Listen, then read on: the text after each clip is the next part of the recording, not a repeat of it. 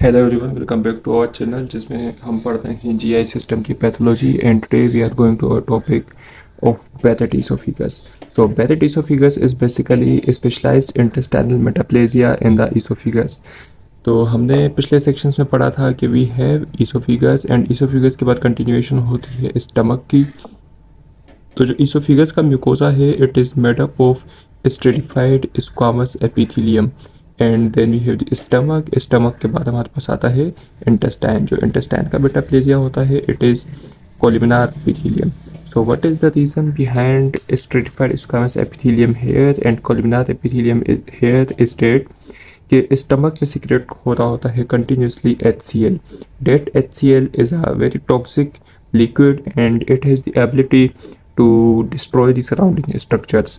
तो जब भी HCl यहाँ से स्टमक से सिक्रेट होकर फूड कंटेंट के साथ इंटेस्टाइन में आता है तो इंटेस्टाइन में प्रेजेंट होता है कोलिमिनार सेल्स जो कि रिलीज करते हैं म्यूकस.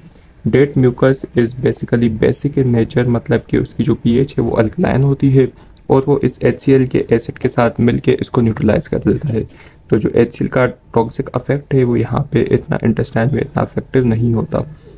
तो अगर किसी भी वजह से बहुत ज़्यादा जर्ड होने लग जाए, मतलब कि गैस्ट्रोइसोफेजियल रिफ्लक्स डिसीज़ डेवलप होने लग जाए, ऐसी कंडीशन में यहाँ पे जो लोअर इसोफेजियल इंस्फिंक्टर है वो इतना कारामद नहीं होता और HCl जो है वो कंटिन्यूसली सिक्रेट होकर ऊपर आ रहा होता है और वो इसोफिगस के म्यूकोसा को डिस्टर्ब कर देता है.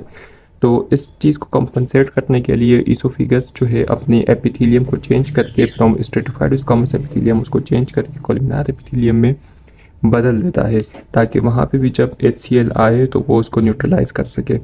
लेकिन ये जो प्रोसेस है it is not ineffective process और क्योंकि यहाँ पे कंटिन्यूसली सेल जो हैं वो squamous epithelium and columnar epithelium interchange हो रहे होते हैं तो वहाँ पे डिस्प्लेसिया का जो खतरा है वो बढ़ जाता है. एंड डिस्प्लेसिया जैसे कि हमें पता है कि it is a precancerous condition, तो it can predispose to cancer. तो इस वजह से लोअर इसोफेजियल स्फिंक्टर के मसले होने की वजह से जब गैस्ट्रिक एसिड यहाँ से रिफ्लक्स होकर स्टम इसोफिगस में आता है तो वो इसोफिगस के एपिथेलियम को चेंज कर रहा होता है कोलिमिनार में. डेट कोलिमिनार एपिथेलियम में conversion is known as the dysplastic change and that condition is known as the Barrett esophagus.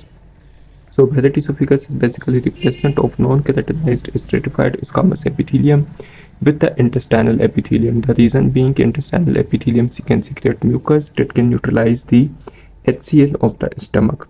So due to chronic gastroesophageal reflux disease and it is associated with increased risk of esophageal adenocarcinoma. तो esophageal adenocarcinoma हमने पढ़ लिया तो हमें पता है कि अब थोड़ा डिटेल में पढ़ते हैं esophageal कैंसर को. esophageal कैंसर दो किस्म के होते हैं. One of them is the squamous cell carcinoma and second one is the adenocarcinoma. तो एडिनोकार्सिनोमा जैसे कि हमने पढ़ा कि वो हमारे पास होता है गैस्ट्रोइसोफेजियल रिफ्लक्स के जंक्शन पे, सॉरी लोअर इसोफेजियल स्फिंक्टर के जंक्शन पे, तो मतलब जहाँ पे इसोफिगस एंड स्टमक दोनों मिलते होते हैं. So why it is called adenocarcinoma. तो एडिनो हम बोलते हैं ग्लैंड्स को. तो जब भी यहाँ पे ऐसे ग्लैंड्स बन जाएंगे जो कि म्यूकस सिक्रेट कर रहे हैं तो अगर उनमें कैंसर डेवलप हो जाए तो it is adenocarcinoma and it is due to malfunctioning of the lower esophageal sphincter. तो ये वाला एडिनोकार्सिनोमा जो है वो लोअर 1/3 में ज़्यादा कॉमन होता है. उसके निस्बत जो स्क्वामस सेल कार्सिनोमा है वो अपर 2/3 ऑफ द इसोफिगस में ज़्यादा कॉमन होता है. मतलब कि अगर हम पूरी इसोफिगस की लेंथ ले लें तो अपर 2/3 में स्क्वामस सेल कार्सिनोमा कॉमन होगा और लोअर 1/3 में एडिनोकार्सिनोमा कॉमन होगा. Adenocarcinoma is associated with gastroesophageal reflux disease and squamous cell carcinoma. It is associated with other factors such as alcohol, hot liquids, caustic structures, smoking, and achalasia.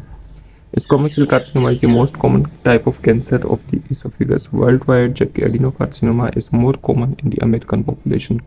So this concludes our topic of esophagus, and in our next sessions we are going to study the pathology of stomach.